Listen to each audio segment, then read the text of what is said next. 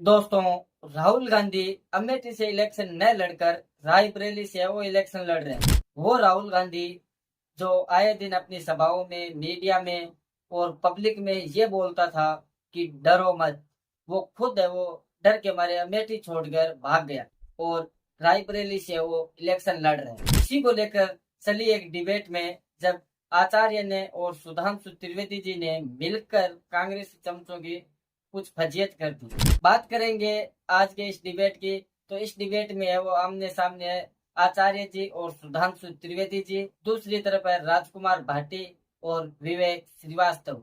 देखते हैं किस तरीके से आचार्य ने और सुधांशु त्रिवेदी जी ने मिलकर राजकुमार भाटी और विवेक श्रीवास्तव की बोलती तक है वो बंद कर दी, क्योंकि ये कांग्रेसी चमचे और ये समाजवादी चमचे कुछ ज्यादा ही है वो उछलते हैं पेट में। और राजकुमार भाटी ने तो अब है वो सारी हदें पार कर दी है। आप है वो कमेंट बॉक्स में इसके लिए अगर कुछ अच्छे शब्द यूज में लेना चाहते हैं तो जरूर दीजिएगा। बाकी और क्या कुछ हुआ आज के इस डिबेट में, चलिए देखते हैं इस डिबेट में। डरो मत और प्रधानमंत्री कह रहे हैं भागो मत। यहाँ पे दोनों चल आचार्य रहा है हमारे भाई। पास नहीं, डर भी आचार्य रहे, राम के पास भाग आ भी गए रहे। थे। और जिन लोगों को राम से अदावत थी, उन लोगों के दिल में जो हिकारत थी इनके लिए, वो उनकी सियासत में सामने आ गई। अब मैं बताता हूं, देखिए ये जो निर्णय हुआ अमेठी रायबरेली का, एकदम राहुल गांधी बोलते थे ना मोदी जी के लिए खराब शब्दों में कि वो मेरे सामने आग में थरथर आग कांपते नहीं हैं। डाल अरे भैया, सकते। स्मृति ईरानी थरथर कांपने लगे, उनसे लड़ने की हिम्मत न कर पाए, स्मृति ईरानी से कहते मोदी जी से लड़ेंगे। मतलब गजब का तर्क देते थे वो। और मैं बताना चाहता हूं, एक और बात साफ हो गई। राहुल गांधी जी एक और बात बोलते थे, दूध का दूध पानी का पानी हो जाएगा। और अब जो कुछ कांग्रेस ने निर्णय लिया उसमें दूध का दूध, पानी का पानी, मट्ठे का मट्ठा, रायता सब का कुछ रायता हो हो गया गया है। है। अब एकदम साफ क्या हो गया है, कांग्रेस के अंदरूनी दृश्य देखें, ये दो बड़े निर्णय हुए इतिहास में। पहली बार ऐसा हुआ है अमेठी रायबरेली से, दो बार ऐसा हुआ है कि गांधी परिवार के लोग चुनाव हारे हैं, मगर हारने के बाद किसी ने सीट नहीं छोड़ी है। ये पहला मौका, यह पहला मौका है जब गांधी परिवार के किसी व्यक्ति ने हारने के बाद सीट छोड़ी। और दूसरी बात, गांधी परिवार का कोई भी व्यक्ति यदि राजनीति में आया है तो उसके बाद जो अगला चुनाव हुआ है उसने चुनाव जरूर लड़ा है। प्रियंका गांधी गांधी परिवार की पहली व्यक्ति हैं जो राजनीति में आई, मगर अगले चुनाव में वो चुनाव नहीं लड़ी। जिन्होंने नारा दिया था लड़की हूं, लड़ सकती हूं, अब उनके परिवार ने कह दिया तुम लड़की हो इसलिए नहीं लड़ सकती हो, वो लड़का है इसलिए लड़ सकता है। और राहुल गांधी जी ने भी एक तीर से दो शिकार किए। पहले तो अपनी बहन जी को लड़ने से रोकने में सफल हो गए, अपने लिए सेफ कॉन्स्टिट्यूएंसी लेके मम्मी की कॉन्स्टिट्यूएंसी में चले गए। हमारी बहन जी से डर गए, स्मृति ईरानी जी से। तो मैं सिर्फ एक बात कहना चाहता हूं, जो ये दावे कर रहे हैं ना कांग्रेस की सरकार बन रही है, बीजेपी की 180 सीटों से कम आएंगी, अगर इसमें रत्ती भर भी दम होता तो राहुल गांधी अमेठी छोड़ के नहीं वो तो जाते। पॉइंट आपकी बात रत्ती। कर और मैं एक बात और कह रहा जी, हूं, जी, जी। आज नामांकन के लिए सोनिया जी गई थी। ये रायबरेली वो जहां 2009 में सोनिया जी 5 लाख से अधिक वोटों से जीती थी। अगर इनको हिम्मत होती तो क्या था, सोनिया जी जाती, जैसे राज्यसभा में नॉमिनेशन किया उसका जीत गए।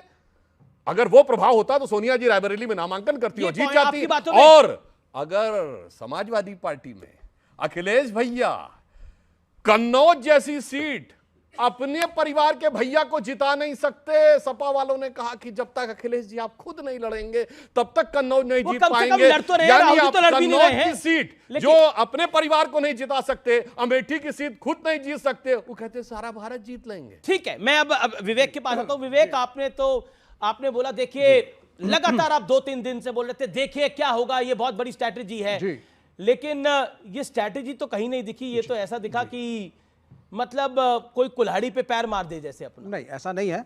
अब मैं सबसे पहली शुरुआत तो करूंगा कि देखिए पूरा वक्तव्य गांधी गांधी गांधी और गांधी पे रहा। इतना प्रभाव है गांधी परिवार का आज भी कि मारे डर के हमारे प्रवक्ता जो भारतीय जनता पार्टी के हैं सिर्फ गांधी गांधी और गांधी बोले हैं। ब्रिजभूषण शरण सिंह पे भी बोल दीजिए, जिसके लड़के को दिया है आपने टिकट, और किस डर में दिया है। डरो नहीं, प्रधानमंत्री ने कहा है, लेकिन खुद डर रहे हैं। और किससे डर रहे हैं? ब्रिजभूषण शरण सिंह से। कौन है ब्रिजभूषण शरण सिंह? जिसकी वजह से इस देश की लड़कियों ने जंतर मंतर के ऊपर बैठ करके उत्पीड़न के आरोप लगाए थे, मारे डर के उसके लड़के को टिकट दिया है। रेवन्ना कौन है दक्षिण भारत का? ये वो आदमी है जो भागा हुआ है। और प्रधानमंत्री खड़े होकर के फोटो खिंचवाते थे। डरो मत, इनसे मत डरो, बाहुबलियों से मत डरो, जो लड़कियों का उत्पीड़न करते हैं मत डरो और मत दो इनको टिकट। तब आप अधिकारी हो कि आप आरोप लगाइए कि राहुल गांधी कहां से लड़ेंगे और कहां से नहीं लड़ेंगे। अपने घर में राय क्या झांकिए। है आपकी? राय क्या? वायनाड, एक सेकंड, वायनाड राहुल गांधी जीत रहे हैं?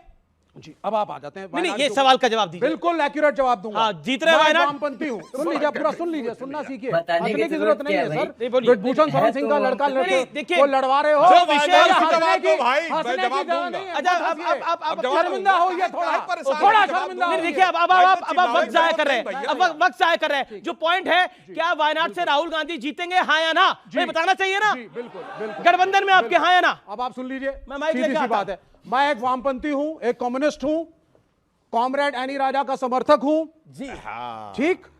और जब वहां पे चुनाव हुआ, कम्युनिस्टों ने कॉमरेड एनी राजा के लिए कैनवसिंग करी। अरे राहुल जीतेंगे अरे नहीं सुन जीतेंगे? लीजिए ना सर, लेकिन 70 साल का जो इतिहास वामपंथियों का रहा है कांग्रेस के साथ, केरल में हम उनसे लड़ते जरूर रहे हैं, केंद्र में हमने उनको समर्थन अरे देकर राहुल जीतेंगे कि नहीं सरकार जीतेंगे? बनाया है। वो रिजल्ट आएगा। रायबरेली जीत रहे हैं, वायनाड हार रहे हैं, आपको लग रहा है? रायबरेली जीत रहे हैं, रायबरेली वायनाड, जीतेंगे। वायनाड वायनाड का रिजल्ट बताएगा। विवेक श्रीवास्तव, डरो मत, बता दो ना वायनाड में कैसे क्या बता होगा। दें? ये और मैं दिया, इनको मैंने बता बता दिया दिया। भाई। आचार्य जी, आचार्य जी, अब एक गंभीर बात एक सेकंड, आचार्य जी के पास आता हूं मैं। आचार्य जी, देखिए, सबसे पहले तो आपका जोरदार तालियों से एक बार फिर अभिनंदन है कि ऐसा आपके समर्थक कह रहे हैं, देश की पब्लिक कह रही है कि अब आप राइट जगह में आ गए हैं, राइट जगह पे आ गए हैं। लेकिन पॉइंट ये है मेरा, नहीं, राइट नहीं, एक लाइन बोल दूं जी। महाभारत में एक ही आचार्य विदुर जो थे कौरवों के पक्ष में खड़े थे, उसके बाद भी कौरव हार गए थे। अब तो इकलौते धर्माचार्य भी इधर आ गए हैं, तो अब पराजय तय है। समझदार है वो कांग्रेस में आचार्य यही जी, किया था। ये वो भी कौन इधर आ एडवाइस गया। कर रहा है राहुल जी को? ये आपकी तो आज सुबह सुबह 2-3 नेताओं से कांग्रेस की बात हुई होगी, तो किसने एडवाइस करा ये इस तरह की रणनीति करो? आप चाहते हो वो कांग्रेस के नेता भी कांग्रेस से बाहर कर दिए जाएं?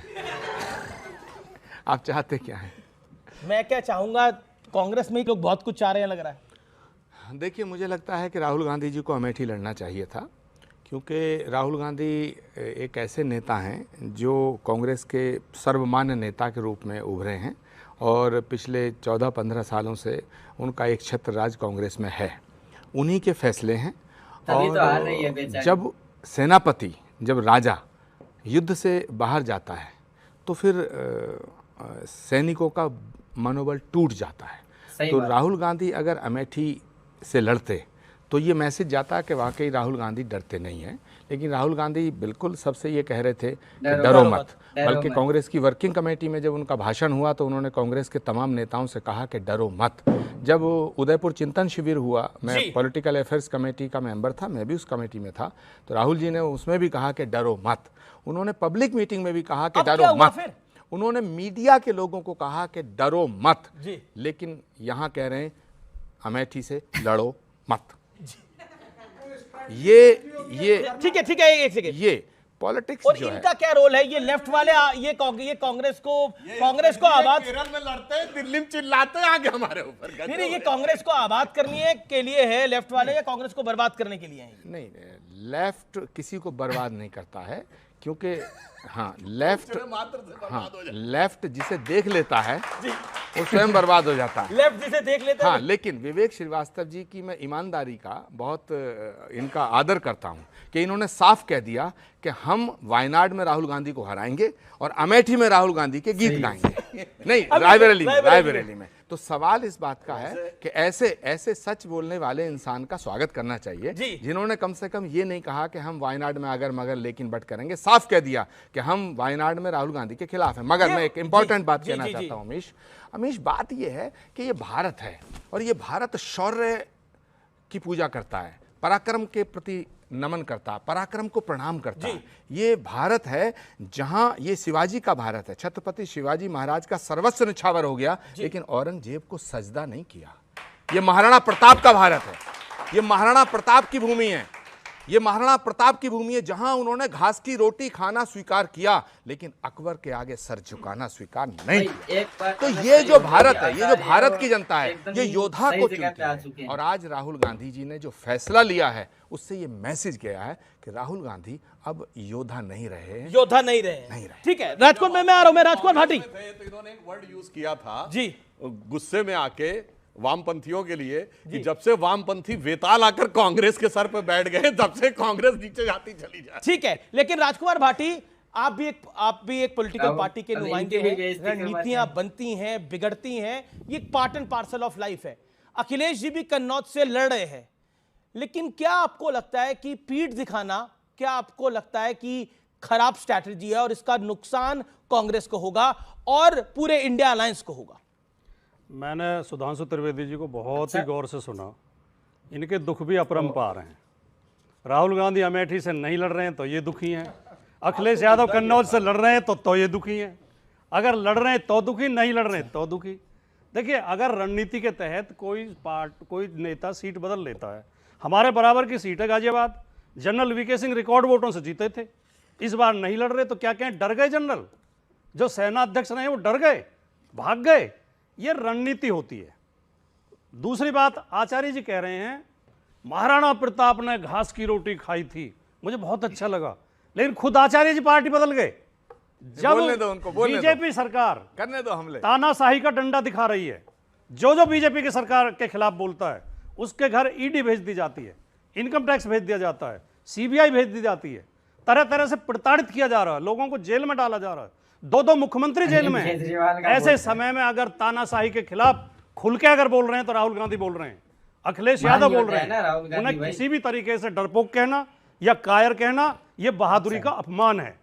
और अगर पार्टी बदली है डर के, तो आचार्य जी ने बदली है। आचार्य ओके, जवाब अच्छा, दें ठीक है, ठीक कि है। संकट के समय में पार्टी मां की तरह होती है। इसको ये भी पार्टी नहीं पता के कि साथ पार्टी से निकलना चुनाव के दौरान आचार्य धोखा जी कर देना। बदली नहीं है। आप बदलते पहले सामान्य परिस्थितियों में बदल लेते, लेकिन संकट के समय अपने नेता को धोखा देना, अपनी पार्टी को धोखा देना। ठीक है, यू मेड योर पॉइंट। ठीक है, आचार्य जी। पहली बात, राजकुमार भाटी जी को अपना ज्ञान वर्धन करना चाहिए। मैंने पार्टी नहीं छोड़ी, पार्टी ने मुझे निष्कासित किया, निष्कासित किया। दोस्तों, जिस तरीके से आचार्य ने और सुधांशु त्रिवेदी जी ने मिलकर विवेक श्रीवास्तव और राजकुमार भाटी की बैंड बजाई, ये देख कर वो बहुत ही मजा आया। बाकी आप लोग भी है वो बताना कमेंट बॉक्स में कि आपको ये डिबेट कैसा लगा और आपको हमारा ये वीडियो है वो कैसा लगा, और राहुल गांधी जी के बारे में आप कौन से शब्द यूज में लेना चाहते हैं वो भी आप कमेंट बॉक्स में जरूर बताइएगा, और इन दो चमचों के बारे में आप कौन से शब्द यूज में ले रहे हैं वो भी बता ही दीजिएगा।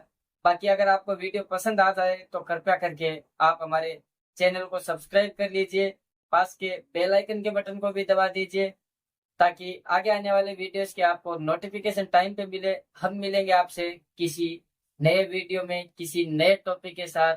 तब तक के लिए जय श्री राम, जय सनातन धर्म की।